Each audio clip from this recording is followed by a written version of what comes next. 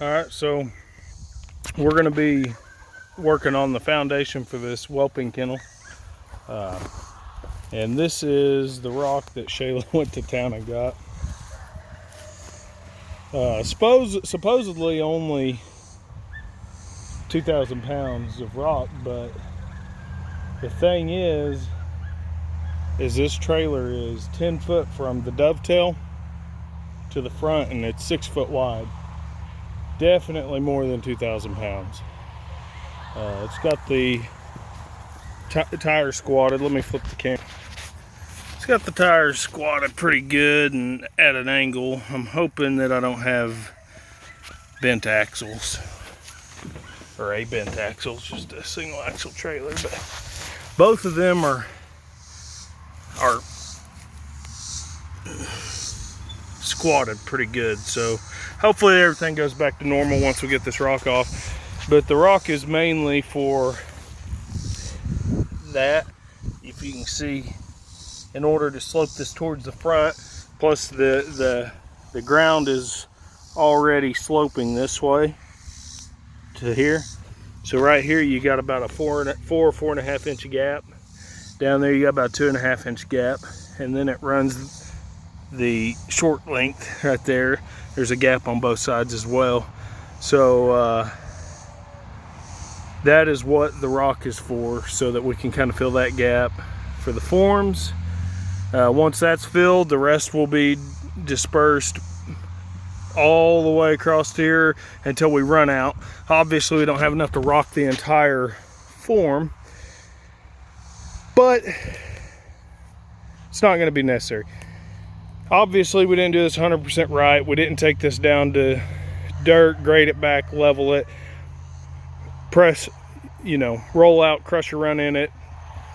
But what I'm going to do is I am going to rebar this Sunday before we have the truck out Monday. I'm going to rebar this. This is what it is. I need to get some more stakes. I probably need to get at least 2 more stakes here, 2 more here, 2 here. So I need to get about 12 more stakes in the ground to make sure this form stays pretty true once it starts getting full of concrete. And basically what we're going to do is I'm going to get a long board, and we're going to screed it. As he pours it, we're going to screed it. And once this thing's full, we got a bull float that I hope came in the mail today. And hopefully it turns out pretty smooth, because I want the concrete to be as smooth as possible. So far that's what we got.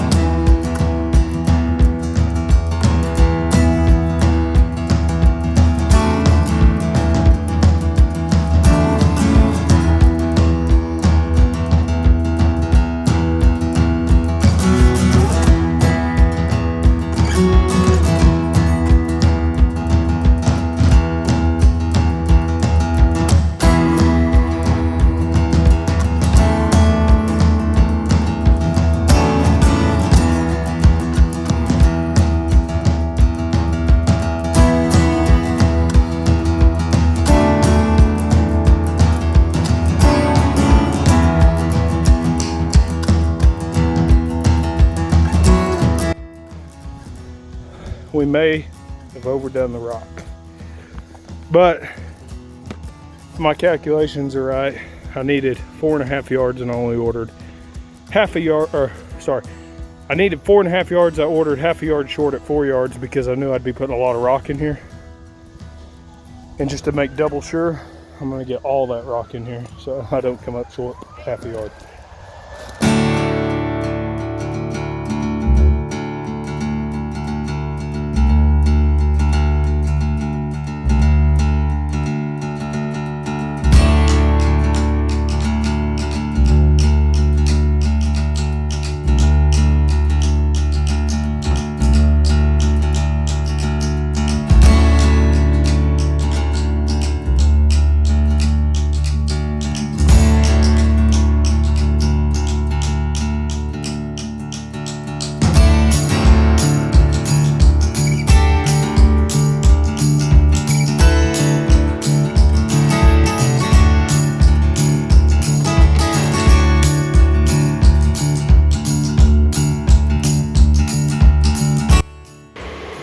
Well, we didn't video the rebarring, and I still think I'm going to add some more stuff to it, but I'll show you the rebar as it is right now. This is the rebar that I've got in there. It's not symmetrical. It's a dog kennel. It's not, although this is bothering me. I think I am going to cut these and get it a little closer to the edge of the concrete, but it's bothering me. It's not symmetrical, but I still think I may put some of that 4x4 goat and sheep wire in here. And right here in this part, I had a couple extra pieces of rebar from something, a completely different project. But this corner is a downhill grade, and then this rock isn't 100% packed in. So I thought that if anything settles and breaks, it'll be this corner, and if it does crack like across here, I don't want the concrete to sink it, you know, a couple of inches. And as long as it's tied into the rest of the slab very well, it should stay pretty homogeneous. So other than that, all this seemed really stable down here. This was the most likely to break to me, so I put a little cross piece in there. And like I said, if I put that 4x4 goat and sheep wire, if I have time tomorrow morning and I put some of that in here, it'd be just all that much stronger. I'm not a professional mason or concrete contractor, but just doing my best with what we have because we're on a budget. We're definitely not made of money, and we got to do as much of this by ourselves as we can.